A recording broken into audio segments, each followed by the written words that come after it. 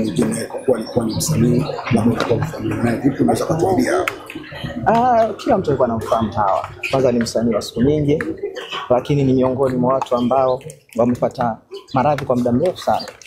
Kwa hiyo ni moja ya kufanya mimi nifike kwenye msiba. Kwanza na huzuni kwa sababu ni moja ya mtu ambaye amepata maradhi ya muda mrefu sana. Kwa hiyo nimekuja kama Mtanzania, kama shabiki yake pia.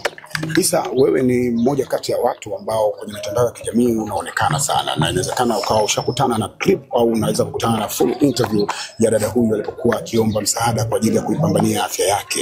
Hebu tupitishe kwenye hadithi moja ambayo ushakutana nayo kati ya vipindi ambavyo ashakufanya huyu dada akiomba msaada kwenye mitandao. Vingi nimeona, lakini vyote vilikuwa vya huzuni na majonzi. Kwa sababu ukiona mtu anajitokeza kwenye mitandao ya kijamii anaomba msaada kwa ajili ya matibabu, ni huzuni kwanza. Sio tu kukosa fedha, pia unaweza kuwa una fedha lakini pia kuumwa pia ni huzuni. Kwa hiyo mimi nilikuwa nasikitika kila nikiona video yake akiomba msaada. Na watu walikuwa wakiamini kwamba kwa kuwa amepata nafasi ya kuomba na akapata nafasi ya kwenda nchini India, labda kwa kuwa India wako vizuri kwenye masuala mazima ya afya, yani kwa maana madaktari wazuri na hospitali kubwa nzuri, atarudi akiwa imara. Wewe hisia zako zilikuwaje? Hata mimi nilifurahi sana, ningependa kuona akirudi imara. Lakini sasa unajua kifo Mwenyezi Mungu ndo amepanga. Kullu nafsin dha'iqatul maut. Kila mtu mauti atamfika. Inakuwa tu ni sababu na muda ukifika. Kwa hiyo kifo kipo kwa kila mtu.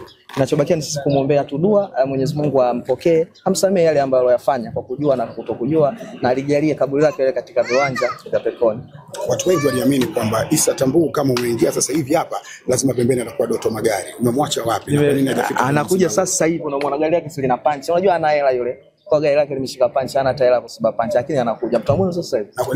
Kuwasiliana sijawahi, lakini kwa sasa jambo la kusupport unajua ni siri. Hawezi kusema eti mimi nilifanya kitu fulani, lakini hapana. Yule alikuwa ni Mtanzania mwenzetu, ameugua kwa muda mrefu, Mwenyezi Mungu anipa mtihani wa maradhi. Kwa jukumu letu lilikuwa sisi ambapo tulikuwa tuna uwezo wa kumsaidia. Kwenye msiba pia kuna maneno mengi sana yamejitokeza. Unajua waje wana maneno mengi sana. Kuna watu wengine wanasema kwamba masuala ya shiriki ndo yamemuondoa Karina. Kwa wewe una maoni gani au unaambia nini watu ambao sasa unaamini nini? Mimi sio muumini wa hiyo. Mimi naamini kila jambo lina sababu. Yaani sisi kuna Uislamu tunaambiwa au mfiki msiba mtu bila idhini ya Allah. Kwa kitu chochote kikufika wewe Mwenyezi Mungu ndo alipanga, alikadiria. Kwa hiyo mimi nafikiri kila kinachokufika tunatakiwa tuseme alhamdulillah, lakini kama ni msiba tuseme inna lillahi wa inna ilaihi rajiun.